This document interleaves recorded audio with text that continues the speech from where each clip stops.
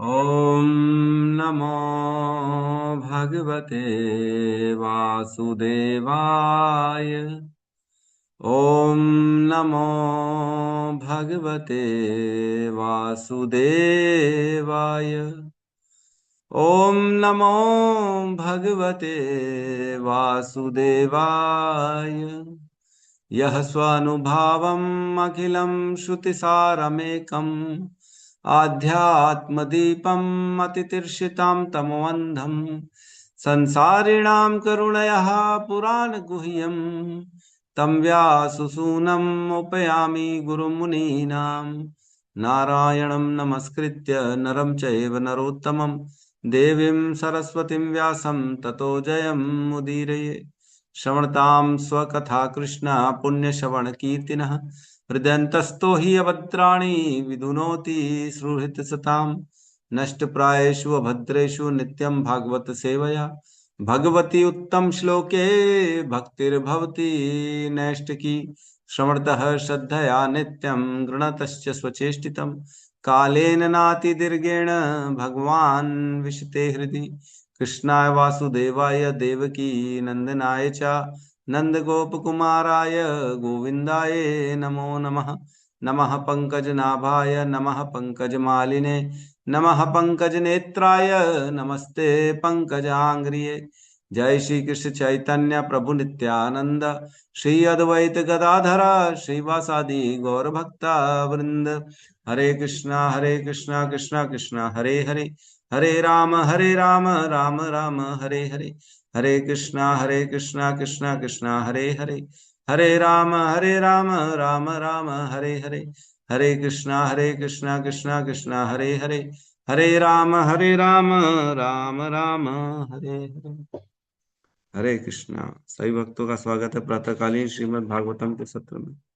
और कल हमने श्लोक क्रमांक 19 को लिया, जिसमें भगवान का सर्व उपासत्व का वर्णन, सभी के द्वारा भगवान पूज्य हैं, इसका वर्णन होता है श्लोक क्रमांक 19 में, अध्याय 4 स्कंद 2।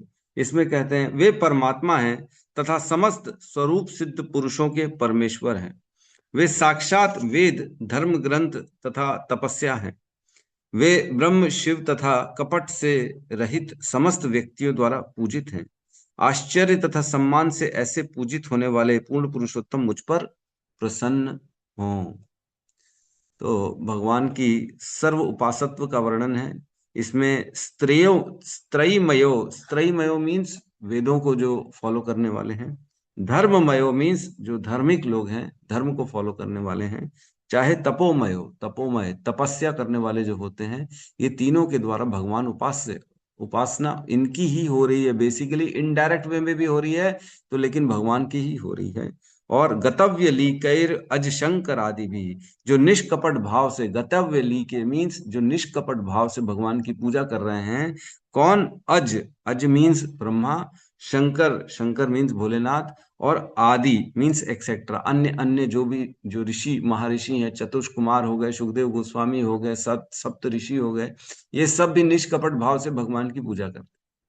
तो ये सब भी जो है वितर्य लिंगो, वितर्क लिंगो मीन्स भगवान के गुण इतने अद्भुत हैं कि उनका वर्णन ही नहीं कर सकते, है कि नहीं। कोई असीमित वस्तु है, सपोज करो इन्फिनिटी असीमित है, तो उसको कोई जान सकता है? नहीं जान सकता। असीमित को कैसे जान जाएंगे? जिसकी सीमा ही नहीं है, जिसका आकार ही नहीं है, जिसके इतना ज्यादा बढ़ता जा रहा है, बढ़ता जा रहा है, उसको हम कितना वर्णन कर लेंगे? रोज बढ़ जाएगा। आज कुछ वर्णन करेंगे तो कल और बढ़ जाएगा, फिर कल कुछ वर्णन करेंगे तो और परसों बढ़ जाएगा। तो इस प्रकार भगवान का गुणों का वर्णन, भगवान के जो इतने सारे ऐश्वर्य हैं उनका वर्णन करना असंभव है, क्योंकि रोज बढ़ते चले जा रहे हैं, घट नहीं रहा है, इनफाइनाइट है, असीमित है।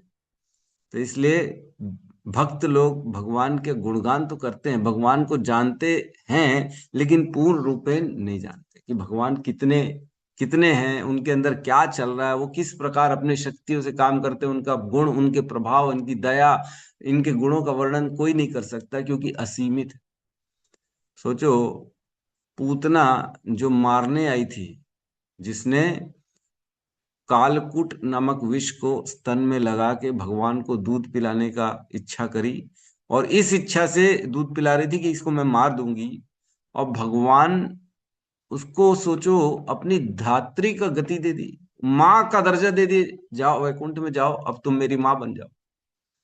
कोई चक्कू लेके आए आपके घर में और बोले मैं तुझे मार दूंगा, अरे बोले तुम चक्कू वक्कू छोड़ो, तुम जाओ, तुम हमारे घर में जाके आराम से एसी में ऐश करो, हम तुम्हारी सेवा करें।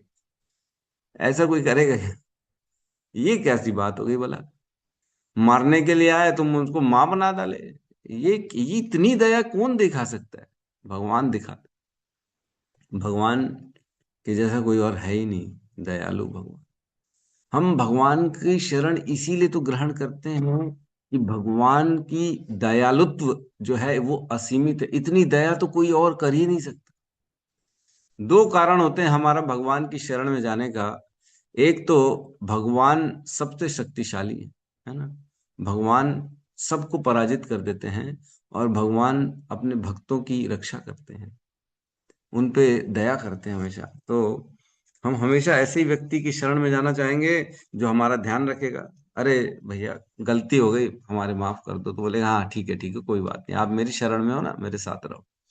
तो इस प्रकार भगवान की शरण में हम इसीलिए जाते हैं क्योंकि भगवान सर्वशक्तिशाली हैं, और भगवान अपने भक्त वात्सल्य, भक्तों के प्रति बहुत ज्यादा प्रेम दिखाते हैं, बहुत ज्यादा। तो आज हम 20वें श्लोक में प्रवेश करेंगे, जिसमें सुखदेव गोस्वामी मंगलाचरण कर रहे हैं। मैं बता दूं, ये मंगलाचरण चल रहा है ना, वो भगवान को स्मरण करे। जैसे हमने अभी श्लोक लिए ना मंगलाचरण के, 4-5 श्लोक हम भी लेते रोज, अपने गुरुओं को याद करते हैं, सुखदेव गोस्वामी को प्रणाम करते हैं, भगवान को प्रणाम करते हैं, शील प्रभुपाद को प्रणाम करते हैं, और उसके बाद हम अपनी ये लेक्चर को चालू करते हैं। तो इससे क्या होता है, हम पे भगवान की कृपा होती है, गुरुओं की आशीर्वाद होता है, और हम सही सही वचन मुख से निकाल पाते। अदरवाइज अगर हम बोलेंगे नहीं नहीं हम अपनी शक्ति से बोल रहे हैं, तो फिर तो गलत सत निकलना चालू हो जाएगा, फिर मनोकल्पना हो जाएगी। हम वही वर्णन करते हैं जो परंपरा में आता है, जो शील प्रभुपाद ने लिखा है, बस। बस उसको ये है कि ऐसी भाषा में बोलते हैं ताकि आसानी से समझ में, क्योंकि समझना भी तो जरूरी है। तो श्लोक नंबर 20 में प्रवेश करेंगे। अध्याय 4 स्कंद 2 सृष्टि प्रक्रम। क्लियर है? दिख रहा है? हाँ प्रभु जी। ठीक है, साथ में दोहराएंगे। श्रियः पतिर्यज्ञपति प्रजापति श्रियः प्रजापति धियां पतिर्लोकपति धरापति धियां लोकपतिरापति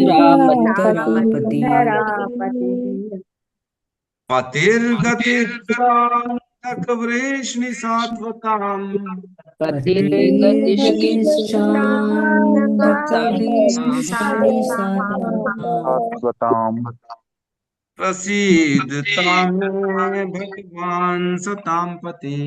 प्रसीद मे भगवान् सतापति। श्रियः श्रियः पतिर्यज्ञपति प्रजापतिर्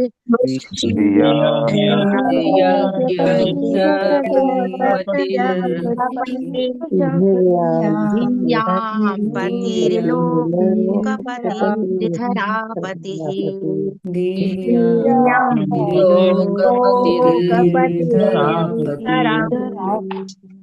पतिर्गतिशान्धक वृष्णिसात्वताम्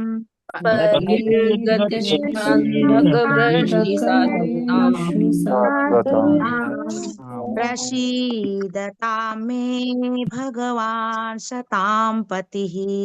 प्रसीदतां मे भगवान् श्रियः पतिर्यज्ञपतिः प्रजापतिर् श्रियः प्रजापतिः धियां पतिर्लोकपतिर्धरापतिः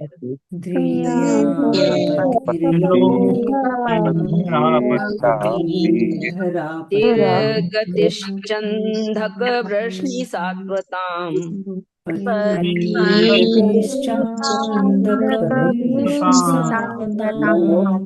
प्रसीदतां मे भगवान् सतां पतिः प्रसीदतां मे भगवान् पतिः। श्रियः पतिर्यज्ञपति प्रजापति श्रियः प्रजापति धियां पतिर्लोकपतिर्धरापतिः धियां लोकपतिर्धरापतिः। पतिर्लोकपतिर्धरापतिः पतिर्गतिश्चान्धक विष्णी सात्वताम् पतिर्गतिश्चन्धकवृष्णिसात्वताम् प्रसीदतां मे भगवान् सतां पतिः प्रसीदतां मे भगवान् सतापतिः हरे हरे अनुवाद। भगवान श्री कृष्ण जो समस्त भक्तों के पूजनीय स्वामी हैं, यदुवंश के अंधक तथा वृष्णि जैसे समस्त राजाओं के रक्षक तथा उनके यश हैं, सभी लक्ष्मी देवियों के पति, समस्त यज्ञों के निर्देशक, अतएव समस्त जीवों के अग्रणी, समस्त बुद्धि के नियंता, समस्त दिव्य एवं भौतिक लोकों के अधिष्ठाता तथा पृथ्वी पर परम अवतार सर्वे सर्वा हैं, वे मुझ पर कृपालु हों। ओम ज्ञानतिमिरन्धस्य ज्ञानांजन शलाकया चक्षुरुन्मीलितं येन तस्मै श्री गुरुवे नमः। श्री चैतन्य मनोभीष्टं स्थापितं येन भूतले स्वयं रूपः कदा मह्यं ददाति स्वपदान्तिकम्। वन्देऽहं श्रीगुरु श्रीयुतपदकमलं श्रीगुरून् वैष्णवांश्च श्रीरूपं सागरजातं सहगण रघुनाथान्वितं तं सजीवं साद्वैतं सावधूतं परिजनसहितं कृष्ण चैतन्य देवं श्रीराधा कृष्ण पादान् सहगण ललिता श्री विशाखान्वितांश्च। हे कृष्ण करुणा सिंधु दीनबंधु जगतपते गोपेश गोपिका कांत राधा कांत नमस्तुते। तप्त कांचन गौरांगी राधे वृंदावनेश्वरी वृषभानुसुते देवी प्रणमामि हरिप्रिय। वाञ्छाकल्पतरोभस्य कृपा सिन्धुभ्य एव च पतितानां पावनेभ्यो वैष्णवेभ्यो नमो नमः। नमो विष्णुपादाय कृष्णपृष्ठाय भूतले श्रीमते भक्तिवेदांत स्वामीति नामिने। नमस्ते सारस्वते देवे गौरवाणी प्रचारिणे निर्विशेष शून्यवादी पाश्चात्य देशतारिणे। जय श्री कृष्ण चैतन्य प्रभु नित्यानंद श्री अद्वैत गदाधर श्रीवासादि गौर भक्तवृंद। हरे कृष्णा कृष्णा कृष्णा हरे हरे, हरे राम राम।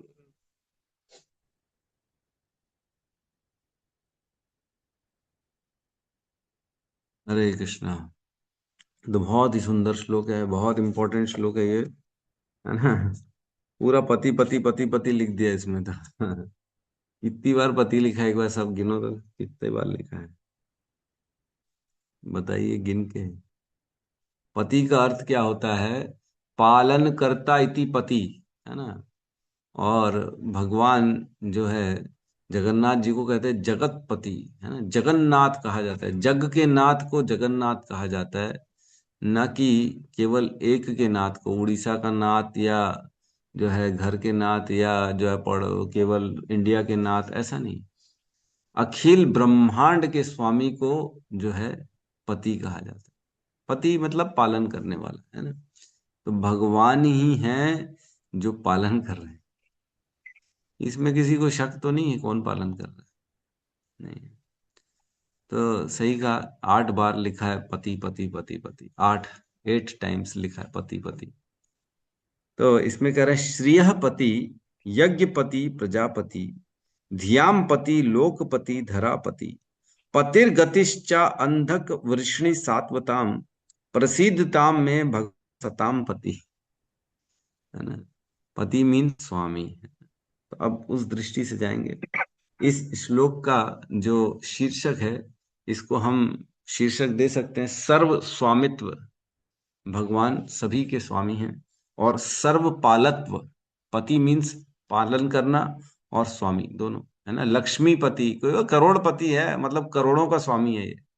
करोड़ है इसके, लखपति है मीन्स 1 लाख से तो ऊपर ही है, इसके पास लाखों है, तब इसको लखपति कहा जाता है। लाख रुपए का स्वामी इज इक्वल टू लखपति। तो इस प्रकार पति, पति का वर्ड है पालन करता इति पति, जो पालन भी करे चाहे उसका स्वामी हो। ठीक है, तो सर्व स्वामित्व और सर्व पालत्व के लिए श्लोक बताए जा रहे हैं भगवान के बारे में। तो इसमें कह रहे हैं श्रेय पति। लेकिन एक चीज इंपॉर्टेंट है, इस श्लोक में आखिरकार सुखदेव गोस्वामी के मुख से निकल गई क्या कि मैं कौन से भगवान की बात कर रहा हूं। पिछले श्लोकों में जो 12 से लेके 19 तक जो उन्होंने जो अपना मंगलाचरण किया है, किसी भी श्लोक में उन्होंने भगवान का नाम नहीं लिया। वह स एष भगवान, है ना, है ना। और क्या लिखा, श्रवसे, स एष भगवान श्रवसे नमो नमः, हर कहीं यही बोला, श्रवसे, सुभद्र सब श्रवसे। तो वो कौन है सुभद्र श्रवसे?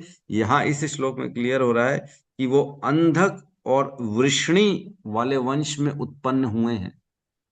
अंधक और वृष्णि कौन सा वंश है? यदु कुलों का वंश है। वृष्णि जो थे यदु कुल के पूर्वज थे, जिससे वह कुल निकल के आया, और राजा वृष्णि जो थे उसी कुल में सारे यादव आए, और भगवान भी उसी कुल में, इसलिए उनको वृष्णि भी कहा जाता है। और अंधक भी उन्हीं के जो है पूर्वज हैं, उनके पूरे खानदान को अंधक भी कहा जाता है। तो इस प्रकार यहाँ पे फाइनली सुखदेव गोस्वामी क्लियर कह रहे हैं कि मैं भगवान किसको कह रहा हूँ? उनको कह रहा हूँ जो यदु कुलों में जो शिरोमणि हैं, जो यादवों के प्रमुख हैं, जो जिनसे यादवों का यश बढ़ गया है, मैं उनके बारे में ये चर्चा कर रहा हूँ, है ना। जितने भी अभी वर्णन हो रहा है सब उन्हीं के बारे में हो रहा है। तो अंधक और वृष्णि, ये 2 शब्द का वर्णन इसलिए किया गया है ताकि कृष्ण को सूचित कर सके कि कृष्ण ही है वो भगवान। ठीक है, तो हम इस श्लोक में प्रवेश करते हैं। पति में तो कोई प्रॉब्लम नहीं, पालक करना, जो पालक जिसका पालन करता है, चाहे उसका स्वामी चाहे उसका रक्षक है, तो हर स्टेज में हम उनको पति कह सकते हैं। ठीक है, तो श्रीह पति, श्रीह मीन्स, श्री मीन्स लक्ष्मी, तो लक्ष्मी के पति हैं, इसमें तो सब जानते हैं, है ना, कोई ऐसा छुपी हुई बात नहीं है। जब समुद्र मंथन में जब लक्ष्मी माता आई थी बाहर, तो वो सबके बारे में सोच रही थी कि मैं किससे विवाह करूं। तो सबको देख रही थी, सब खड़े हुए थे लाइन से विवाह करने के लिए, क्योंकि इतनी सुंदर, इतनी लक्ष्मी से कौन विवाह नहीं करना चाहेगा? जिसके पास लक्ष्मी है उसकी तो गुणगान ही गुणगान है कि कौन लक्ष्मी को छोड़ना चाहेगा आज की डेट में। नहीं नहीं, हमको लक्ष्मी नहीं चाहिए। अरे भैया, ऐसे कैसे नहीं? देखो, लक्ष्मी और पैसे, इन दोनों में अंतर है ना। पैसा जो होता है वो सांसारिक धन को कहा जाता है पैसा। ठीक है, जो जिसकी मति खराब हो, जो गलत सालत कामों में लगाते हैं पैसा, उसको पैसा, मनी जिसको कहा जाता है, वो पैसा होता है। जिससे इंद्रिय भोग हम खरीद सकते हैं, अपनी इच्छा पूर्ति कर सकते हैं, उसको पैसा कहा जाता है। और वही पैसे, जब हमारा हृदय शुद्ध हो जाता है, जब हम उस पैसे को इस दृष्टि से देखते हैं, ये तो नारायण की पत्नी है लक्ष्मी, तब वह भक्तों की नजर में पैसा नहीं रहता, वह लक्ष्मी बन जाता है। तो एक ही आदमी है, उसको घर में कुछ और बोला जाता है, बाहर कुछ और नाम होता है। सर सर बाहर जाके कोई जज साहब बन जाएगा तो उसको क्या करेंगे, बाहर लोग जज साहब कहेंगे, और घर में क्या बोलेंगे, जो भी उसका नाम होगा, बंटी, चिंटू, सिंटू, जो भी हो। तो उसी प्रकार व्यक्ति के देखने की दृष्टि अलग अलग हो जाती है हर चीज को। लेकिन जो भक्त होते हैं वो पैसे को कभी पैसे के रूप में नहीं देखते हैं, वो पैसे को लक्ष्मी के रूप में देखते हैं। और लक्ष्मी कौन है? लक्ष्मी नारायण की पत्नी है। इसलिए हम प्रयास यही करते हैं, ये तो नारायण की पत्नी है, आपको प्रणाम है। और कोशिश की जाती है कि लक्ष्मी को, लक्ष्मी के जो आराध्य हैं उनकी सेवा में लगाया जाए। लक्ष्मी कहाँ रहती है? हमेशा उनके चरणों में। हृदय में स्थान दे दिया यद्यपि भगवान ने, लेकिन भगवान फिसल फिसल के बार बार चरणों में आ जाते हैं, बार बार चरणों में। तो लक्ष्मी का एक और नाम है चंचला। वो एक स्थान पे रहती नहीं, हमेशा इधर उधर इधर उधर एक जगह रहती नहीं है। कहीं रहेंगी एक जगह, तो धीरे धीरे धीरे धीरे फिर वो बोर हो जाएंगी, बोले अब छोड़ो इसको, बहुत दूसरे स्थान में चलो। लेकिन भगवान के चरणों को वो छोड़ के कभी नहीं जाती, हमेशा। और लक्ष्मी एक नहीं है, हजारों हजारों लक्ष्मी। वैभव लक्ष्मी, धन लक्ष्मी, धान्य लक्ष्मी, और मुख्यतः 8 प्रकार की लक्ष्मियां बताई गई हैं, है ना। धन, धान्य, वैभव, और क्या क्या है, मैं तो ज्यादा, मैं पढ़ा था सब भूल गया। तो ऐसी हजारों लक्ष्मियां जो होती हैं वो भगवान की सेवा करती हैं। ब्रह्म संहिता का पहला जो 5.29 श्लोक है उसमें कहते हैं, चिंतामणि प्रखर सद्व सुकल्प वृक्ष लक्षावृतेषु सुरभीर अभिपालयन्तम लक्ष्मी सहस्त्र शत लक्ष्मी सहस्त्र शत संभ्र सेव्यमानम गोविंदमादि पुरुषम तम अहम भजामि। क्या कहते हैं हमारे ब्रह्मा जी कि चिंतामणि प्रखर सद्व सुकल्प वृक्ष, मैं उन भगवान को जो लाखों कल्प वृक्ष से घिरे हुए चिंतामणि समूह से निर्मित भवनों में कामधेनु गायों का पालन करते हैं, है ना। और क्या करें, लक्ष्मी सहस्त्र शत संभ्र सेव्यमान, मीन्स हजारों हजारों लक्ष्मियों से वो सेवित होते हैं, है ना। और संभ्रम का अर्थ है, जो संभ्रम, संभ्रम लिखा है उसका अर्थ है जो लक्ष्मी है ना वो बड़े आदर से हृदय से सेवा करती है ना। तो आदर से सेवा करती हैं इसलिए संभ्रम लिखा गया है। लक्ष्मी सहस्त्र मीन्स हजारों लक्ष्मी, लक्ष्मी सहस्त्र शत संभ्रम सेव्यमान। संभ्रम मीन्स वो ऐसी तैयार होती हैं, भगवान की सेवा के लिए हमेशा तत्पर रहती, हृदय से सेवा करने की इच्छा रहती है उनकी। सेव्यमानम, सेवित होते, कौन, भगवान होते हैं, सेवित होते। और ऐसे भगवान कौन है, गोविंद आदि पुरुषम तम अहम भजामि। मैं ऐसे गोविंद को, ऐसे आदि पुरुष को मैं प्रणाम करता हूं। कौन कह रहा है, ब्रह्मा जी कह रहे हैं। तो भगवान के हृदय में स्थान दिया, यद्यपि श्रीवत्स का चिन्ह है ना भगवान के। श्रीवत्स मीन्स ऐसे नाइकी का एक जैसे राइट होता है ना टिक मार्क, ऐसे राइट टिक मार्क है भगवान के यहाँ पे हृदय में, वक्ष स्थल में एक, और वो सुनहरे बालों से बना है वो, ऐसा श्रीवत्स का चिन्ह। गोल्डन हेयर्स हैं भगवान के चेस्ट में, और जो ऐसे राइट मार्क है वही स्थान है लक्ष्मी का, वहां रहती हैं। और भगवान के चरणों में जो जाता है, भगवान को जो प्रणाम करता है, भगवान की जो सेवा करता है, लक्ष्मी उस पे कृपा करती ही हैं, करती ही हैं। भगवान को अच्छा लगा तो लक्ष्मी उस पे कृपा कर देंगे। अरे भगवान को प्रसन्न किया, मेरे स्वामी को प्रसन्न कर दिया, अब मैं इस पे कृपा करूंगी, तो उस व्यक्ति के जीवन में लक्ष्मी की कोई कमी नहीं रहेगी। बशर्त यह है लक्ष्मी को कहाँ लगाता रहे, वो नारायण की सेवा में, है ना, विष्णु की सेवा में लगा।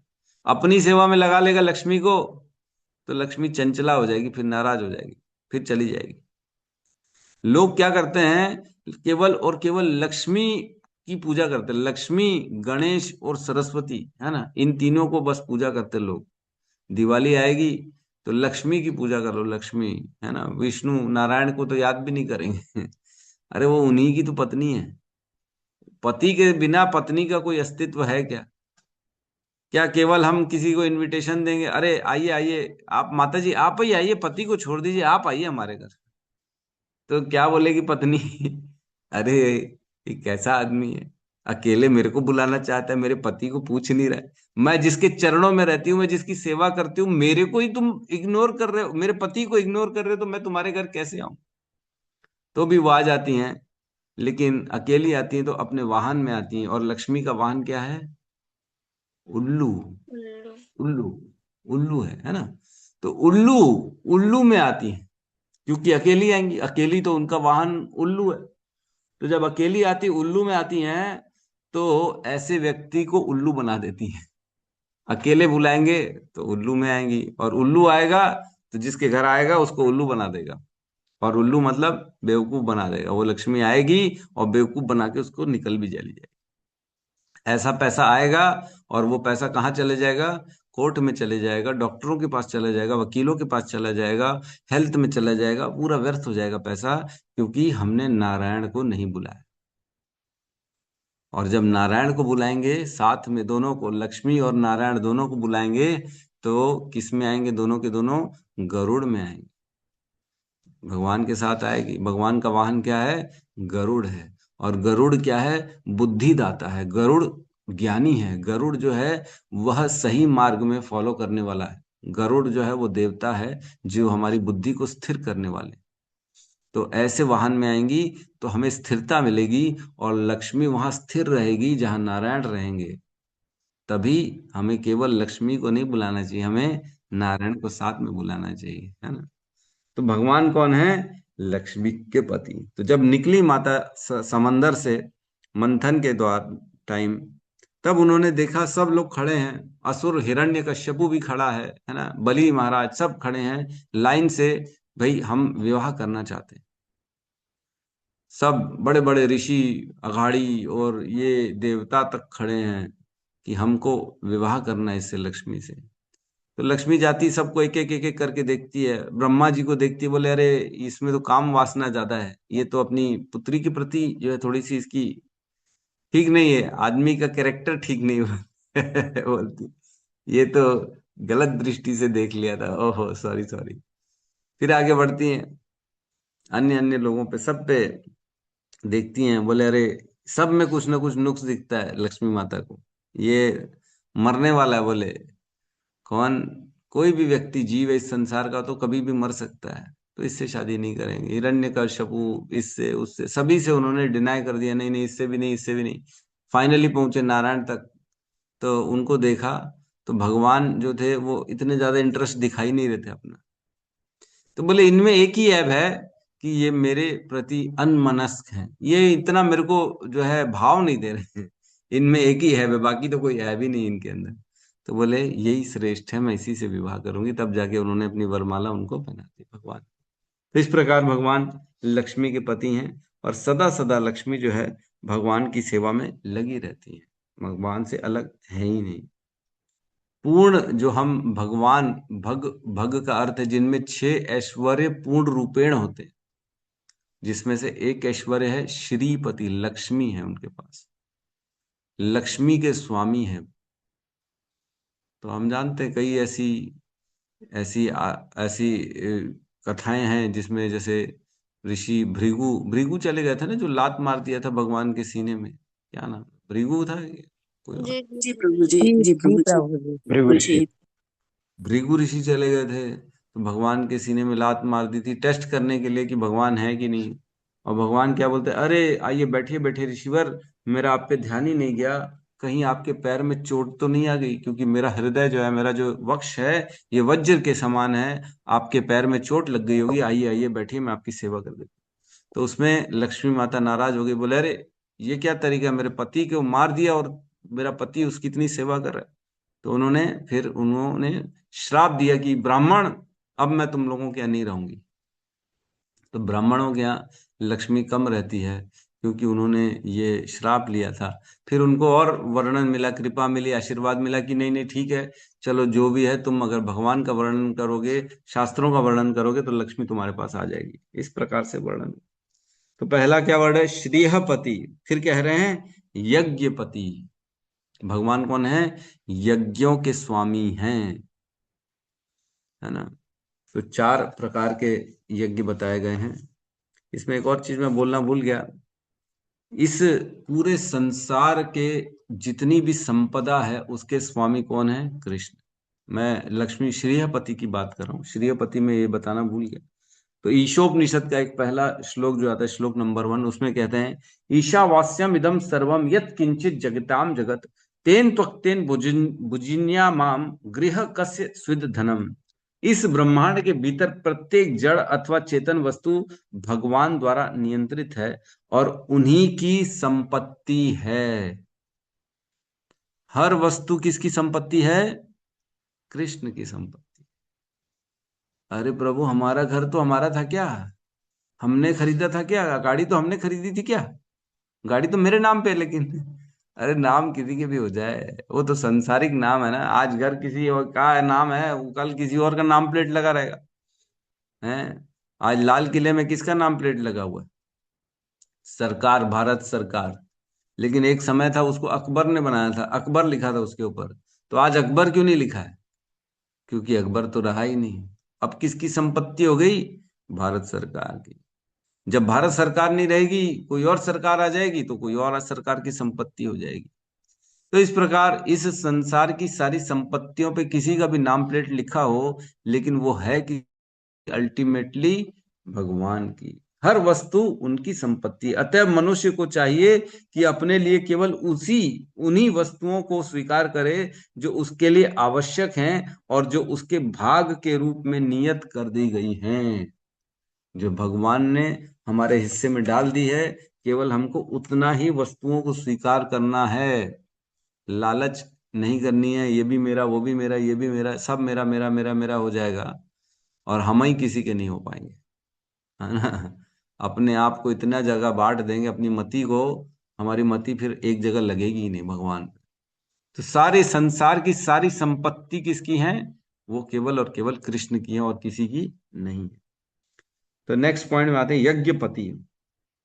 यज्ञ मीन्स जो चार जो बताए गए हैं, इस चारों युगों में अलग अलग भगवान की अपना प्राप्ति के लिए बताए गए हैं। जैसे सतयुग में ध्यान करने से भगवान की प्राप्ति होती है ना।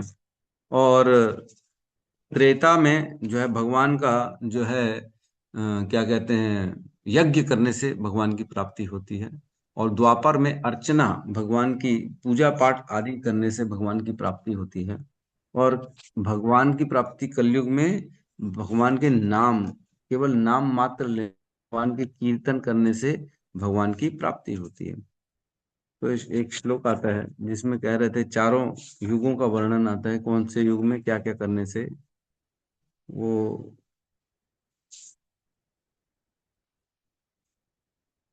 दिख नहीं रहा मेरे को श्लोक जिसमें वर्णन है। ठीक है,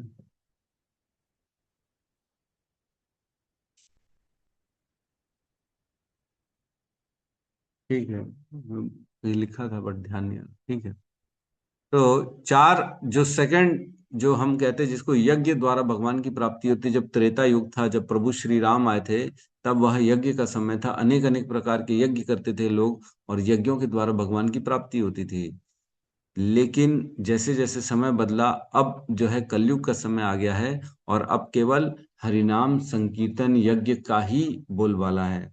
10वें अध्याय के श्लोक क्रमांक 25वें में भगवत गीता में भगवान कहते हैं, महर्षिणाम भृगु अहम गिराम अस्मि एकम अक्षरम यज्ञानाम जप यज्ञो अस्मि स्थावरणानाम हिमालयः। मीन्स ऋषियों में मैं भृगु हूं, गिराम अस्मि एकम अक्षरम, है ना। तो यज्ञा नाम जप यज्ञ अस्मि, भगवान कह रहे हैं यज्ञों में मैं कौन सा यज्ञ हूं? जप यज्ञ मैं हूं। जो सर्वश्रेष्ठ यज्ञ कहा गया है कलयुग में, उसे कहते हैं जप यज्ञ। तो भगवान जप यज्ञ है, मतलब भगवान के नाम का यज्ञ जो सबसे उत्तम है वह भगवान है ना। तो हमें यज्ञ के रूप में भगवान का नाम का उच्चारण करना है। यज्ञ के रूप में मतलब प्रभु, यज्ञ का ऐसा क्या अर्थ है कि यज्ञ के रूप में नाम का उच्चारण? मतलब जिस प्रकार हम यज्ञ करते हैं उसमें हम अपने जो है वस्तुओं को डालते हैं, आहुतियों को डालते हैं, और उन आहुतियों को डालते हैं, उससे कोई ऐसा नहीं रहता अरे मैंने डाल दिया वो मेरी चीज चली गई, ऐसा नहीं होता। उनको एक बार डाला, भगवान की प्रसन्नता के लिए डाल के खत्म कर दिया।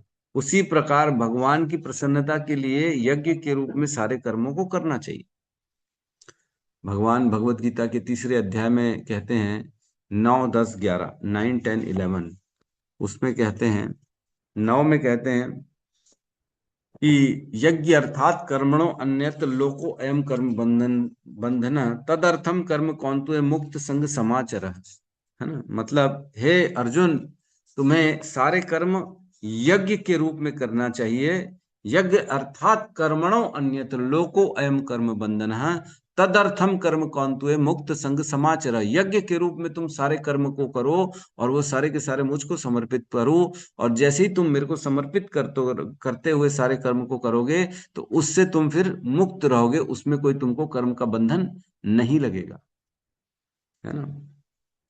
अनुवाद में कहता है श्री विष्णु के लिए यज्ञ रूप में कर्म करना चाहिए, अन्यथा कर्म के द्वारा इस भौतिक जगत में बंधन उत्पन्न होता है। अतः हे कुंती पुत्र, उनकी प्रसन्नता के लिए अपने नियत कर्म करो, इस तरह तुम बंधन से सदा मुक्त रहोगे। तो इसका अर्थ ये है कि यज्ञ केवल वही नहीं होता जो 5-6 पंडितों को बिठा के अग्नि जला के आहुतियों डाल के स्वाहा स्वाहा स्वाहा बोला जाता है, केवल उसको यज्ञ नहीं कहते। यज्ञ के रूप में सारे कर्मों को करना मीन्स सारे कर्म भी एक तरह के यज्ञ है।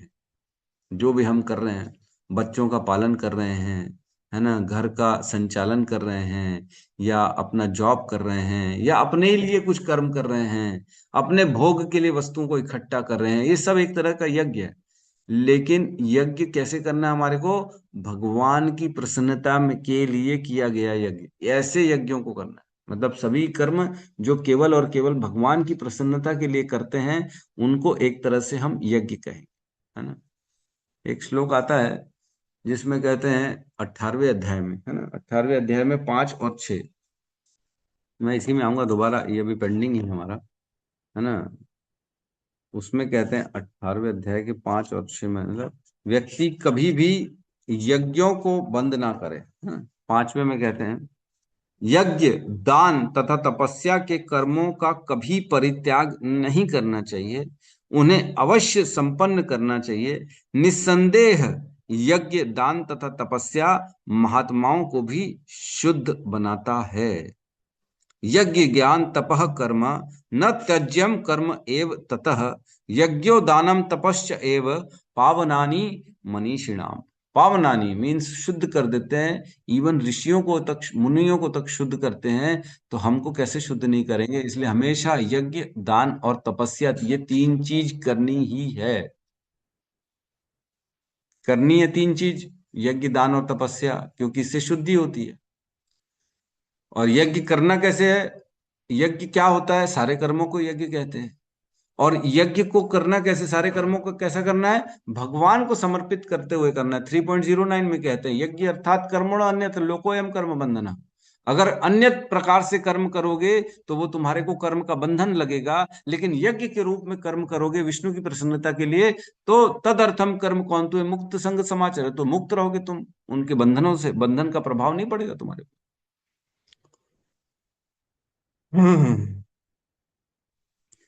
समझ में आ रहा है? किसी को कोई प्रॉब्लम तो नहीं आ रही? मैं कोशिश कर रहा हूँ थोड़ा गहराई से समझाने की। और 3.10 में कहते हैं, 3.9 में बताया कि कैसा यज्ञ करना है, और 3.10 में कहते हैं सृष्टि के प्रारंभ में समस्त प्राणियों के स्वामी प्रजापति ने विष्णु के लिए यज्ञ सहित मनुष्यों तथा देवताओं की संततियों को रचा और उनसे कहा तुम इस यज्ञ से सुखी रहो, क्योंकि इसके करने से तुम्हें सुख पूर्वक रहने तथा मुक्ति प्राप्त करने के लिए समस्त वांछित वस्तुएं प्राप्त हो सकेंगी। तो सृष्टि के प्रारंभ में समस्त प्राणियों के स्वामी प्रजापति, तो प्रजापति ब्रह्मा को भी कहा गया है, दक्ष प्रजापति को भी कहा गया है, जिन्होंने इस पूरे ब्रह्मांड में जनसंख्या को लाया, जो पैदा किया, जिन्होंने विष्णु के लिए यज्ञ सहित मनुष्य तथा देवताओं की संततियों की को रचा और उनसे कहा। तब जो है उन्होंने विष्णु के लिए यज्ञ सहित उन्होंने सब यज्ञ भी किया भगवान की प्रसन्नता के लिए, और उन्होंने देवताओं को भी रचा, है ना। ऑब्वियसली देवताओं को किन्होंने? ब्रह्मा जी नहीं बनाया, तो उन्होंने देवताओं को भी रचा। तुम, और कहा, क्या कहा? तुम इस यज्ञ से सुखी रहो, क्योंकि इसके करने से तुम्हें सुख पूर्वक रहने तथा मुक्ति प्राप्त करने के लिए समस्त वांछित प्राप्त। तो यज्ञ करने से क्या होगा? मुक्ति का ज्ञान प्राप्त होगा और सुख पूर्वक रह सकेंगे इस संसार। हाँ, हमारे सत्यम प्रभु ने वो श्लोक डाल दिया जो मैं ढूंढ रहा था, है ना। उसमें कहते हैं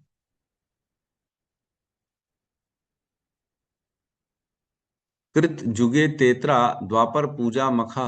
नहीं, ये नहीं है, ये भागवतम का नहीं, कहीं और से उठा दिया। ठीक है, कोई बात नहीं। वो कृतायते ध्यान ऐसे कुछ है श्लोक, ठीक है। तो इसमें कह रहे हैं 3.10 में कि व्यक्ति जो यज्ञ करता है, बेसिकली वो धीरे धीरे अपने मुक्ति का मार्ग भी ढूंढ लेता है। उसको ऑटोमेटिकली भगवान ये बुद्धि दे देते हैं कि तुमको इस संसार में नहीं रहना है, तुमको तो मेरे पास आना है।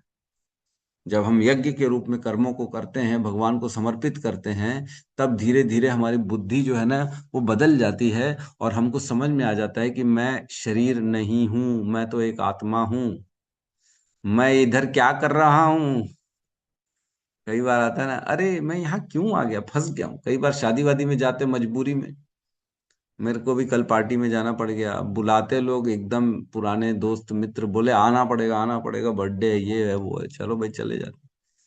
फिर वो लोग इतना इधर उधर की बात करते, इधर उधर की, मेरे को लगता है मैं यहाँ आता ही क्यों, मैं फंस जाता हूँ।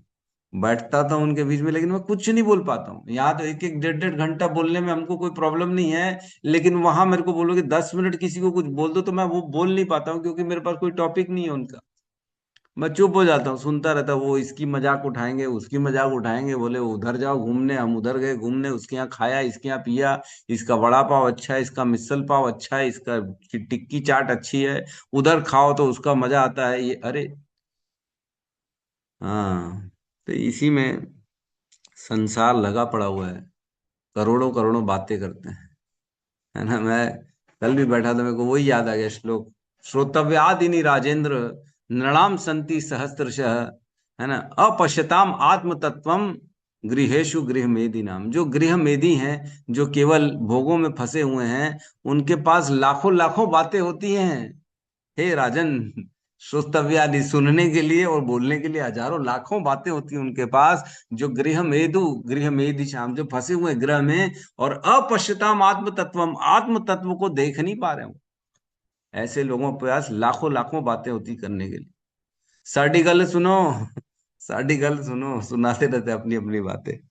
और जी हमारे साथ ये हो गया, हमारे साथ, अरे तुम्हारे को कोई इंपॉर्टेंस है अपनी क्या, इतनी बात करते हो? तुम भगवान की बात करो जो वाकई में इंपॉर्टेंट है, जो इस ब्रह्मांड के स्वामी है, जिनका नाम मात्र लेने से, सुनने से, बोलने से हम समस्त पुण्यों को प्राप्त कर लेते हैं, समस्त पापों से हम मुक्त हो जाते हैं। ऐसे भगवान का नाम का उच्चारण करना चाहिए, उनके बारे में कथा कीर्तन करनी चाहिए, है ना। क्या कहते हैं यमराज जी के बारे में, चैतन्य चरितामृत में कहते हैं, कोटि अश्वमेघ एक कृष्ण नाम सम, कोटि अश्वमेघ यज्ञ एक कृष्ण नाम सम, जेई कहे ते पाषंडी दंडे तारे यम। जो ऐसा कहता है कि 1 करोड़ अश्वमेघ यज्ञ जो है ना, एक कृष्ण के नाम के बराबर है। कोटि अश्वमेघ यज्ञ एक कृष्ण नाम सम, एक कृष्ण के नाम के समान है, समान रूप से फल देते हैं। 1 करोड़ अश्वमेघ यज्ञ, जो ऐसा कहता है, ते पाषंडी, वो तो पाषंडी है। जेई कहे ते पाषंडी दंडे तारे हम, उसको यमराज जी दंड देते हैं कि तूने बोला कैसे ऐसा। 1 करोड़ यज्ञ के समान कृष्ण का नाम, अरे तुम गिन नहीं सकते हो कृष्ण के नाम में कितना फल है, और कहते हो 1 करोड़ यज्ञ के समान है। तुम पाषंडी हो, झूठ बोलते हो, तुम कम बता रहे हो। तुम, ये तो अनगिनत है, तुम गिन नहीं सकते हो, इसलिए तुम इसको कम बता रहे हो। तो भगवान का नाम में इतनी शक्ति है, इतनी शक्ति है कि इस पूरे ब्रह्मांड के जीव मिल के पाप नहीं कर सकते, उतना शक्ति है भगवान के एक नाम, है ना। हमने पढ़ा एक श्लोक जिसमें कहते हैं, नामनो ही यावती शक्ति शक्ति पाप निर्हरणे हरे, तावत कर्तुम न शक्नोति पातकम पातकी नरः। जितना पाप काटने की शक्ति एक नाम में है, उतना पाप विश्व के जीव मिलकर भी नहीं कर सकते। हरि बोल, हरि बोल। एक बार कृष्ण बोल देते सब जोरदार मिलके, कृष्णा कृष्णा कृष्णा कृष्ण कृष्णा कृष्ण कृष्ण कृष्ण तो कृष्ण सबको अलग अलग नहीं बोलना है भैया, एक बार ऐसे अलग अलग बोलेंगे पूरी हरी क्लास ही हरी। सुन लेगी।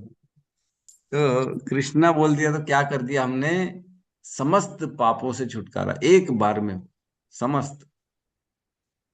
तो इस प्रकार भगवान का नाम इतना शक्तिशाली है।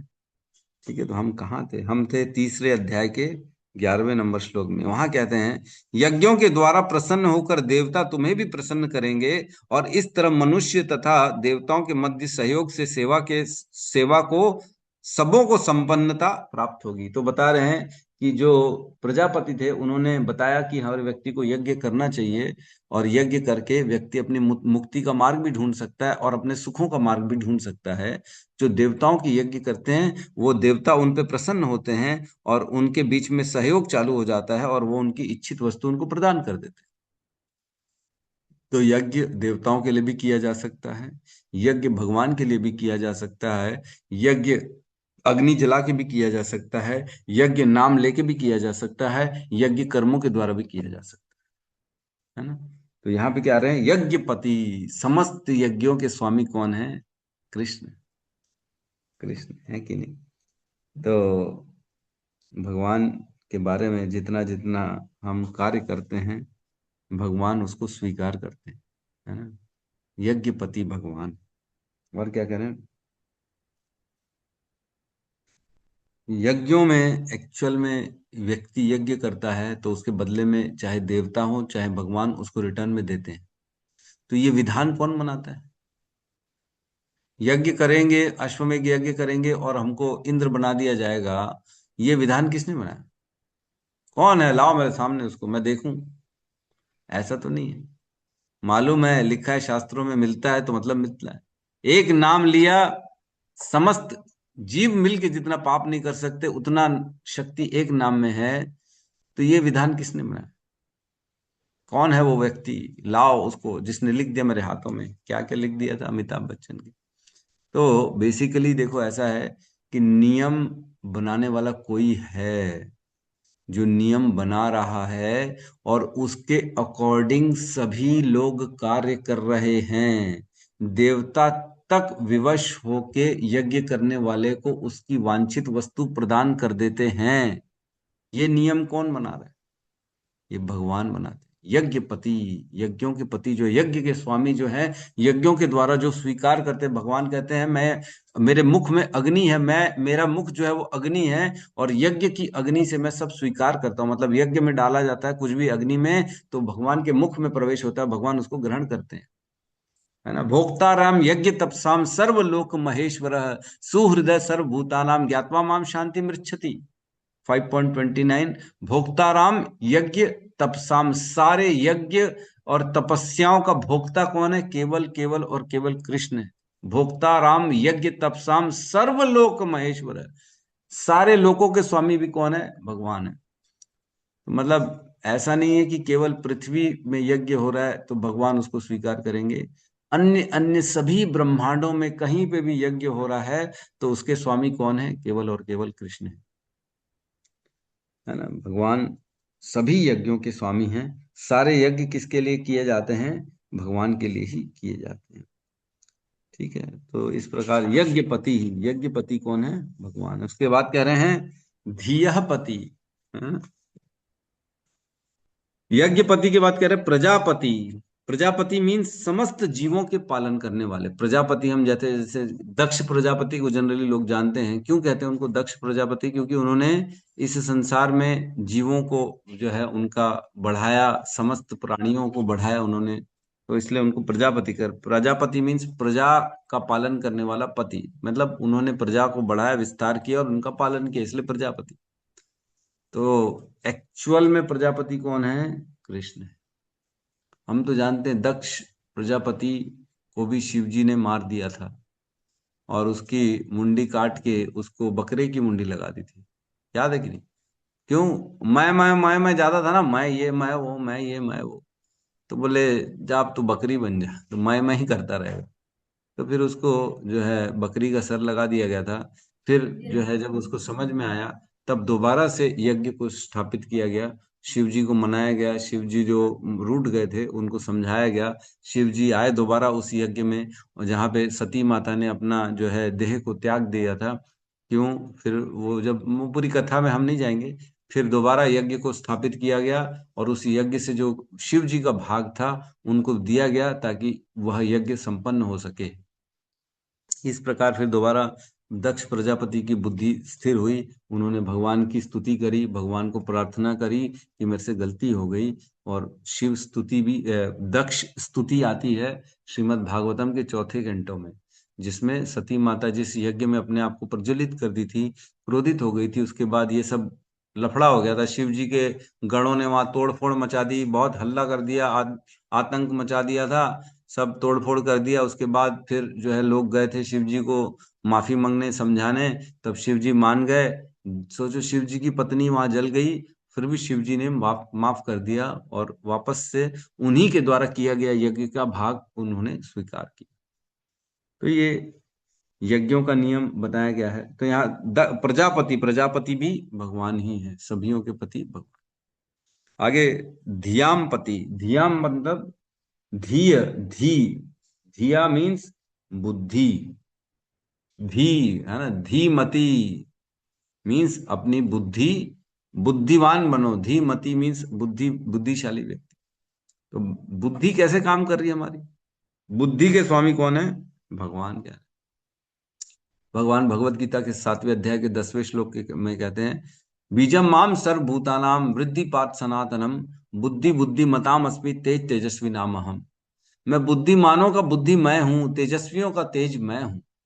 भगवान कह रहे हैं बुद्धियों का, बुद्धियों का स्वामी मैं। मतलब जो बुद्धिमान है उसकी बुद्धि क्यों बुद्धिमान है? क्योंकि मैं हूं वहां। एक्चुअल में ये नहीं है, एक्चुअल में क्या है, भगवान ही मतः स्मृति ज्ञानम अपोहनम च, भगवान कहते हैं मैं ही उनको स्मृति दिला देता हूं, मैं ही ज्ञान प्रकाशित कर देता हूं और मैं ही भुला देता हूं। इसलिए व्यक्ति की बुद्धि काम कर पाती है। तो इसमें बहुत से, जितना जितना हम भगवान के प्रति समर्पित होंगे ना, धीरे धीरे हम देखेंगे हमारी बुद्धि, हमारे जो बुद्धि है उसकी तंत्रिकाएं जो है सूक्ष्म होने लगेंगी और हमारे को आध्यात्मिक ज्ञान धीरे धीरे हमारे अंदर प्रवेश करना चालू कर देता है। और जितना जितना हम तमोगुण में रहेंगे उतनी उतनी हमारी बुद्धि जो होगी वो जड़ बुद्धि होगी। कुछ समझ में नहीं आएगा ऐसे व्यक्तियों को जो तमोगुणी होते हैं, दारू पीते हैं, नॉनवेज खाते हैं, उनको क्या समझ में आएगा? जल्दी उठो तो क्या बोले, अरे पागल हो तुम लोग, 4 बजे उठते, दिमाग दिमाग खराब है तुम्हारा। अरे हम तो सोते हैं, मजे करते, 10 बजे उठते हैं, रात को पार्टी करते हैं। अरे तो भाई बुद्धि तुम्हारी जो है जड़ बुद्धि है, इसलिए तुमको समझ में ही नहीं। जितना भगवान का नाम लेंगे वह बुद्धि धीरे धीरे धीरे धीरे शुद्ध होती है और वह आध्यात्म को ग्रहण में, आध्यात्मिक ज्ञान को ग्रहण करने में सक्षम होती है। बेसिकली ये होता कैसे है? जब हम भगवान के प्रति अपने कर्मों को समर्पित करते हैं, भगवान अपनी इंद्रियों से, ऋषिकेण ऋषिकेश सेवनम, जैसे जैसे हम भगवान की सेवा करते हैं अपनी इंद्रियों से, भगवान हमारी बुद्धि को ऐसा बना देते हैं कि हम उसको ज्ञान प्राप्त कर सकते हैं। 10वें अध्याय में भगवान कहते हैं 10.10 में, तेषाम सतत युक्ता नाम भजताम प्रीति पूर्वकम ददामि बुद्धि योगम तम येन माम उपयंति ते। हे अर्जुन, जो सतत सततम मेरे पूजा में लगा है, सततम मेरे को प्रयास कर रहा है, सेवा में लगा हुआ है, और कैसे कर रहा है? प्रीति पूर्वकम, प्रेम से मेरी सेवा कर रहा है, प्रेम से मेरा नाम ले रहा है, तो ददामि बुद्धि योगम तम, ऐसे व्यक्ति को मैं बुद्धि देता हूं। ये न माम उपयंति थे, ऐसी बुद्धि से वो मेरे तक आ सकता, मेरे मार्ग मिल जाएगा उसको कि मेरे पास आना कैसे है। क्या हमको पहले मालूम था इस्कॉन ज्वाइन करने के पहले कि भगवान तक कैसे जाना है? कोई भी नहीं जानता। बड़े से बड़े तपस्वी तक नहीं जानते कि भगवान के पास जाना कैसे, क्या मार्ग है। अरे वो तो ये नहीं जानते कि भगवान कौन है। कई लोगों से पूछ लो ना भगवान कौन है, तो उसी में पता, अरे वो परमात्मा, वो परमेश्वर, वो ईश्वर, वही है, वही। अरे कौन है बोलोगे तो ये नहीं बताएंगे कृष्ण है। अरे वही है, वही है। अरे वही वही कौन है? तो भगवान बड़ी आसानी से, जो भगवान के प्रति शरणागत करते हैं उनको ये बुद्धि दे देते हैं, उनको ये ज्ञान उनके हृदय में प्रकाशित कर देते हैं कि मैं ही हूं भगवान, और मेरे तक आना कैसे है?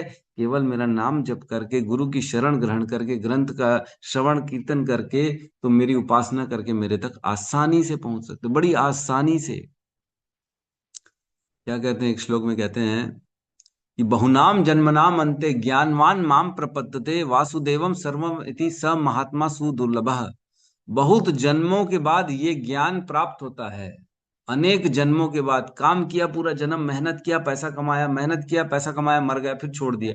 फिर पैदा हुआ, मेहनत किया, पैसा कमाया, मर गए, छोड़ के चले गए। फिर पैदा हुए, मेहनत किया, पैसा कमाया, भोग किए, मर के छोड़ के चले गए। इससे क्या हासिल उन्हें? कुछ मिलने वाला इससे? ये तो चलता रहेगा। लेकिन बहुत जन्मों के बाद जब थोड़ी थोड़ी थोड़ी थोड़ी कृपा मिलती है वैष्णवों की, पुण्य करते हैं, तब जाके ज्ञानवान माम प्रपद्यते, तब जाके ये ज्ञान आता है कि हमको पूजना किसको है? कृष्ण को पूजना। ज्ञानी होता है जो भगवान कृष्ण की पूजा कर रहा है, वो एक्चुअल में ज्ञानी है। ज्ञानवान माम प्रपद्यते, कोई ऐसा आलू खल्लू रास्ते का चलता हुआ आदमी नहीं है जो भगवान की पूजा कर। यद्यपि दिख रहा है जरूर कि उसके पास बुद्धि नहीं है, अरे प्रभु वो तो इतना इंटेलिजेंट नहीं है, उसको तो समझ में नहीं आता है प्रभु, वो तो दुनिया में बेचारा पिछड़ा है, वो तो फेलियर है, वो उसके तो सारे काम असफल हो जाते हैं। नहीं नहीं नहीं, ये भौतिक स्तर पे दिख जरूर रहा है, लेकिन आध्यात्मिक स्तर में वो हमसे ऊपर है। वो क्योंकि वो कृष्ण की पूजा कर, कृष्ण ने अपनी पूजा उसको, अपनी आराधना दे दी, मतलब वो बहुत आगे है हमसे। तो ज्ञानवान माम प्रपद्यते वासुदेवम सर्वम इति स महात्मा सुदुर्लभ, जो ये जानता है कि सब कुछ कृष्ण है, यह बड़े दुर्लभ प्राणी है। ऐसे बहुत कम लोग हैं जो ये जानते हैं। तो यही ज्ञान भगवान देते हैं। जो व्यक्ति भगवान की शरण में आता है, तब हमारी बुद्धि विकसित होती है और तब हम भगवान को समझ पाते हैं। अदरवाइज संसार में फंसे रहेंगे, रजोगुण तमोगुण में फंसे रहेंगे, पैसा कमाना है, घर का पालन करना है, इंद्रिय प्रीति इंद्रिय भोग करना है, बस इसमें करेंगे, मेहनत करेंगे, फिर आखिरी में सब छोड़ के मृत्यु हो जाएगी, मरना पड़ेगा, जाना पड़ेगा। फिर पैसे की प्राप्ति की इच्छा थी, उसी इच्छा के माध्यम से दोबारा जन्म होगा, फिर वही इच्छा के कारण वही कर्म करेंगे, भगवान उसमें हमको ऐसे चक्र में फंसाते जाए।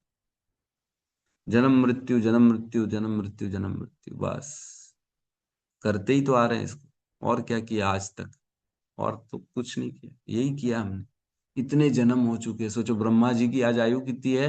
50 साल की आयु है। 7वां मनवंतर चल रहा है, मतलब इसी ब्रह्मांड में थे ना इतना समय। तो हम बाहर से तो अभी इंपोर्ट नहीं हुए दूसरे ब्रह्मांड से नया नया आत्मा आया, प्रभु इसको डालो अपने ब्रह्मांड में, ऐसा तो होता नहीं। ब्रह्मांड जैसे ही महाविष्णु के शरीर से निकलता है, उसमें सारे जीव दृष्टिपात कर देते हैं ब्रह्मा महाविष्णु, और वह दृष्टिपात ब्रह्मांड निर्माण करने के समय होता है। मतलब जितने जीव उस ब्रह्मांड में डाले गए, वह जीव आखिरी तक उस ब्रह्मांड में रहते हैं। बस जिसकी मुक्ति हो जाती, जो भगवान की प्राप्ति होती है, वही ब्रह्मांड छोड़ के बाहर निकल सकता है। अदरवाइज उस ब्रह्मांड के अंदर ही रहना पड़ता है जीवों को, अनेक अनेक योनियों में, है ना। दूसरे अध्याय में कहते हैं देहिनो अस्मिन देहिनो नहीं, क्या कहते हैं, बड़ा सुंदर श्लोक है। इसमें कहते हैं कि हमेशा जो देहधारी है वो किसी न किसी जीव के शरीर के अंदर रहता है ना। देही नित्यम अवध्यो अहम देहे सर्वस्य भारत, तस्मात् सर्वाणि भूतानि न त्वं शोचितुम अर्हसि। देहे नित्यो अवध्यो अहम देहे सर्वस्य भारत, तस्मात् सर्वाणि भूतानि, मतलब यह जो आत्मा, ये हमेशा किसी न किसी शरीर में रहती है। ऐसा कभी नहीं हुआ कि बिना शरीर के रही हो वो, हमेशा शरीर रहता ही है इसके पास। तो जैसे ही हमको इस जीवन, इस प्रकृति में डाला गया, हमको शरीर दिया गया, और तब से लेके हम लेके आज तक शरीर बदलते जा रहे, बदलते जा रहे, बदलते जा रहे, बदलते जा रहे, कभी कुछ कभी कुछ कभी कुछ कभी कुछ। तो ब्रह्मा जी के 50 साल हो गए हैं। आप सबको शुभकामनाएं हैं। तब से आज तक हम अनेक योनियों में भटक भटक के फाइनली फाइनली बहुनाम जन्मनाम अंते, बहुत जन्मों के अंत के बाद ज्ञानवान माम प्रपद्यते, ज्ञानी जन मेरी पूजा करते हैं। और वासुदेवम सर्वम इति, वो ये जानते हैं कि सब कुछ कौन है? कृष्ण ही है। स महात्मा सुदुर्लभ। तो आप सब बहुत दुर्लभ प्राणी हैं। आप सबको बहुत बहुत शुभकामनाएं, क्योंकि आप सब ने ये मान लिया है कि वासुदेवम सर्वम इति, कृष्ण ही सब कुछ हैं। आप लोगों ने मान लिया, इसलिए हम भगवान कृष्ण की पूजा करते हैं, उनकी शरण में जाते हैं। ये बहुत जन्मों के बाद हुआ है, लेकिन तो ऐसा जन्म मिल गया है, इसको फिर से फेल नहीं करना है इसी जन्म में। अब this is the last time, अब और प्रयास नहीं, और भोगों के पीछे नहीं दौड़ना, इसमें भगवान की प्राप्ति करनी है। ठीक है, तो इस श्लोक को हम कल कंटिन्यू और करेंगे। अभी हम मात्र धियम पति तक पहुंचे थे। लोकपति धरापति ये पेंडिंग है, और आखिरी की 2 लाइन पेंडिंग। ठीक है, यस अनिल प्रभु कहिए, क्या प्रश्न है आपका? हरे कृष्ण प्रभु जी, दंडवत प्रणाम। सभी भक्तों को प्रणाम। प्रभु जी, ये भी मेरा बहुत ही फेवरेट श्लोक है कहना चाहिए। मैं अभी 7 बजे सोच ही रहा था कि जब क्लास खत्म होगा तो ये मैं श्लोक का और डीप मीनिंग पूछूंगा प्रभु जी क्या है, तो आपने बता दिया। बहु नाम जन्म नामन्ते ज्ञानवाम न प्रपद्यते वासुदेव सर्वमिति स महात्मा सुदुर्लभ। ये बहुत ही प्यारा श्लोक है प्रभु जी। और इसी में जैसे कि आपने जीव के बारे में बताया, तो उसमें एक क्वेश्चन मन में उठा प्रभु जी, जिज्ञासा। जैसे कि हमारा एक बॉडी है, और आप जानते हैं मैं साइंस का स्टूडेंट हूँ, तो थोड़ा बहुत इसमें इंटरेस्ट रहता है मेरा। तो हमारे बॉडी में कई ट्रिलियन, कई करोड़ ट्रिलियन सेल्स रहते हैं। और सेल्स के अंदर रहता है माइटोकॉन्ड्रिया, न्यूक्लियस, लिक्विड, बहुत सारी चीजें हैं, लेयर रहते हैं। और हर एक जो सेल होता है वो जीवित अवस्था में रहता है, करेक्ट? चाहे आँख का हो, नाक का हो, सिर का हो, मतलब बहुत सारे सेल्स हैं। एवं डेड सेल भी मरते हैं। तो जितने भी सेल्स हैं सर, वो अपने आप में मतलब जीव की श्रेणी में आते हैं प्रभु जी। मतलब उसमें भी आत्मा रहता है, तब तो वो हम्म। ऊर्जा बना रहा है, वेस्ट प्रोडक्ट बना रहा है। अब सेल को कैसे पता कि भाई यहाँ पर चोट लगा है तो हमको नया सेल जनरेट करना है, उसको रिपेयरिंग करना है। जब चोट लगता है तो घाव लगता है। तो इसका मतलब ये प्रभु जी, वो सब अपने आप में पूर्ण जीव हैं और हर सेल्स में आत्मा है। मैं ये जानना चाह रहा हूँ। यस यस, ये तो मेरा एक जो लेक्चर हुआ था बिलासपुर में, जो एक बहुत सुंदर श्लोक है, जिसमें वर्णन करते भक्ति सिद्धांत सरस्वती ठाकुर उस श्लोक को बोल के रोते थे, बहुत रोते थे। वो श्लोक 11वें स्कंद का है, जिसमें रेयरिटी ऑफ ह्यूमन बीइंग, बहुत रेयर मनुष्य जीवन है, उसका उच्चारण है। लब्ध्वा सुदुर्लभम इदम बहु संभवन्ते मानुषम अर्थदम अनित्य अपीह धीर तूर्णम यतेत न पतेत अनुमृत्यु यावत निःश्रेयसात् विषय खलु सर्वतः स्यात्। ये श्लोक जो है, जिसमें बताते हैं, भक्ति सिद्धांत सरस्वती ठाकुर व्याख्या करते हैं कि मनुष्य का जीवन बहुत दुर्लभ है, बहुत ज्यादा दुर्लभ है, बहुत दुर्लभ है, बड़ी मुश्किल से मिलता है। इस श्लोक की व्याख्या में मैंने वर्णन किया था वहां पे कि हमारे जीवन, हमारे शरीर में 1 ट्रिलियन, पता है 100 ट्रिलियन कितना मैं बोला था, मैं भूल गया उसमें, कि इतने जीव रहते हैं हमारी बॉडी के अंदर, और वो सभी के जीवन अलग अलग चल रहे हैं, हमारे से ही अलग चल रहे हैं। हमको भी पता नहीं है वो हमारे अंदर है, और उनको पता नहीं कि हम किसके अंदर हैं, लेकिन हैं वो। तो उनका उनका आश्रय हमारा, हमारे हमारे अंदर, हमारे आश्रय में है, और हम उनके द्वारा जीवित हैं, हमारी रक्षा वो कर रहे हैं। तो बेसिकली एक दूसरे के साथ सब चल रहा है, लेकिन पता ही नहीं किसी को। तो उनका जीवन भी 100 साल का जैसा हमारा जीवन होता है वैसे ही है।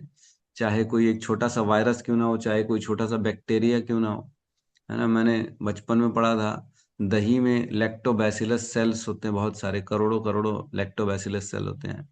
तो अब मेरे को समझ में आया कि वो एक एक सेल, एक एक प्राणी है, एक एक जीव है, वो एक एक जीवन जी रहा है अपना। वो दही में रहते रहते ही उसके प्राण भी निकल जाते हैं, उसका पूरा 100 साल की जीवन निकल जाती है। तो जी। हर जीव जो होता है वो अपने कंपैरिजन में, जैसे हमारे 100 साल होते हैं, वो उनके कंपैरिजन में 100 साल का जीवन वो भी जीते हैं। चाहे मच्छर 5 दिन का जी रहा है, तो 5 दिन में वो 100 साल जीते हैं। वो पैदा होते हैं, बड़े होते हैं, वो संग करते हैं, अन्य बच्चों को जीवन देते हैं, रिप्रोडक्शन करते हैं, और फिर वृद्धावस्था में जाके मर जाते हैं। तो ये सबके साथ होता है, हर जीव के साथ होता है। तो चाहे छोटा सा बैक्टीरिया क्यों ना हो, चाहे छोटा सा कोई क्यों ना हो, वायरस ही क्यों ना हो, तो सभी जीव हैं, सभी। और हम सब में हो क्या हैं, कितनी बड़ी बात है। हम एक दिन वो थे, एक दिन हम दही में रहा हुआ लैक्टोबैसिलस हम भी थे, एक दिन हम वायरस भी थे, बैक्टीरिया भी थे, किसी के शरीर में रहता हुआ छोटा सा सेल भी हम थे। सपोज करो कोई सुअर है, सुअर के शरीर का छोटा सा सेल हम थे किसी न किसी दिन। आज मनुष्य के शरीर में है। ये बहुत बड़ी उपलब्धि है, बड़ी आसानी से मिल गया है ये हमारे को शरीर। नृदेह माद्यम सुलभम सुदुर्लभम, है ना, प्लवम सुकल्पम गुरु कर्ण धारम। तो गुरु कर्ण धारम मया अनुकूलेन नभस्वतेरितम। और क्या कहते हैं आगे? मया अनुकूलेन नभस्वतेरितम पुमान भवाब्दिम न तरेत स आत्महा। बहुत सुंदर श्लोक है ये, 11, 20, 17, जिसमें कहते हैं नृदेह माध्यम, यह जो देह दिया गया है आपको, यह सुलभम सुदुर्लभम, बड़ी सुलभ तरीके से मिल गया है, इजीली मिल गया है। किसी ने मेहनत करी है? नहीं, हमने कोई मेहनत नहीं करी है, याद तो कुछ भी नहीं है मेरे को। बड़ी आसानी से अब मनुष्य के शरीर में आ गए हैं, लेकिन ये जो शरीर है सुदुर्लभम, बहुत मुश्किल से मिलता है। प्लवम सुकल्पम गुरु कर्ण धारम, और भगवान क्या कह रहे हैं, मैंने गुरु के माध्यम से तुम्हारे को एक नौका का कप्तान भेज दिया है। जो गुरु है वो कौन है? तुम्हारी इस मनुष्य शरीर का कप्तान है। तुम इसके सहारे जो है अपनी नैया को पार कर लो, है ना। और क्या कह रहे हैं, मया अनुकूलेन नभस्वते ऋतम, और मेरे द्वारा ये जो शास्त्र दिए गए हैं, भगवान कह रहे हैं ये तुम्हारे को अनुकूल हवाएं हैं। इस नाव रूपी शरीर को भव सागर से पार करने के लिए अनुकूल हवाएं हैं। और आगे कह रहे हैं पुमान भवाब्दिम न तरेत स आत्मा, और जो इतना करने के बाद भी अपनी उद्धार का काम नहीं करता, वो आत्महत्यारा कहलाता है, जिसने अपनी आत्मा का हनन किया। तो जो मनुष्य शरीर मिला है, उसके जीवन में गुरु आए हैं। सोचो, गुरु जो सब क्लियर कर करके बताते हैं, वह गुरु मिल चुका है उसको, कप्तान रूपी अपने नैया का उसको कप्तान बना दो, और मेरे शास्त्रों को अनुकूल हवाएं बना लो, और इसमें आराम से बैठ के तुम मेरे तक आ जाओ। बड़ा सुंदर श्लोक है। इसमें कहते हैं जीवन का समस्त लाभ प्रदान करने वाला मानव शरीर प्रकृति के नियमों द्वारा स्वतः प्राप्त होता है। यद्यपि यह अत्यंत दुर्लभ प्राप्ति है, इस मानव शरीर की तुलना बड़े जतन से निर्मित नाव से की जा सकती है, जिसका कप्तान गुरु है, और श्री भगवान के आदेश वे अनुकूल हवाएं हैं जो उसे आगे बढ़ाती है। इन सारे लाभों पर विचार करते हुए जो मनुष्य अपने जीवन का उपयोग भौतिक संसारी रूपी सागर को पार करने में नहीं करता, उसे अपने ही आत्मा का हंता माना जाना चाहिए। सुसाइड कर रहा है बेसिकली वो, सुसाइड, जो इतना कुछ मिलने के बाद भी अपना उद्धार नहीं कर। सॉरी प्रभु जी, कहाँ का कहाँ चला जाता है पता ही नहीं नहीं नहीं प्रभु जी, बहुत अच्छा चल रहा था, बहुत अच्छा, बहुत सारी चीजें आपने पड़ता। बताई एकदम deeply. Thank you. Hare Krishna. Thank you, thank you, Hare Krishna. Yes, ठीक है। तो अन्य किसी का कोई प्रश्न नहीं है, और ये बड़ा सुंदर श्लोक है। किसी दिन इस श्लोक पे हम एक लेक्चर लेंगे, बड़ा सुंदर श्लोक। प्रभु जी हमारे ग्रुप से 2 लोग आए हैं, अंजुषा और नित्य गेहिनी पद्मजा माता जी नए। अच्छा, एक मिनट, हम माथुर पहले माता जी भी आई थी, माथुर माता जी भी आनंदाई आई माता, थी, हाँ जी 2 लोग हैं। माथुर माता जी भी आई हैं। अच्छा, हाँ, उषा उन्हीं माथुर के नाम। माता जी भी आई, हाँ जी। हाँ हाँ। हरे कृष्णा मैं प्रभु फोन जी। की ना, ये हाँ, उषा इन लोगों माथुर को माता। फोन। हरे हरे कृष्णा, कृष्णा, हरे कृष्णा हरे हरे कृष्णा, कृष्णा, हरे हरे कृष्णा हरे, कृष्णा, हरे राम हरे हरे राम, राम, हरे राम, हरे राम राम, राम, राम हरे राम, हरे। हरे हरे। हरे कृष्ण समस्त प्रभु कृष्णा भक्त प्रभु जी, जन दंडवत की प्रणाम। हरे कृष्ण प्रभु जी जय दंडवत प्रणाम। जगत जय गुरु हरे शील प्रभुपाद की जय। जय। जय राज गौर भागवतम प्रेमानंदे, की हरि हरि जय। बोल। हरि हरि हरि बोल, बोल। दंडवत प्रणाम हरि प्रभु। बोल। हरे कृष्ण प्रभु जी, सारे दंडवत प्रभु प्रणाम। जय। सभी वैष्णवों को दंडवत प्रणाम। हरे हरे कृष्ण हरे कृष्ण, प्रभु जी, कृष्ण दंडवत प्रणाम। हरे हरे हरे कृष्ण, कृष्ण कृष्ण प्रभु प्रभु जी, जी दंडवत दंडवत प्रणाम। प्रणाम। प्रणाम प्रणाम, हरे कृष्ण।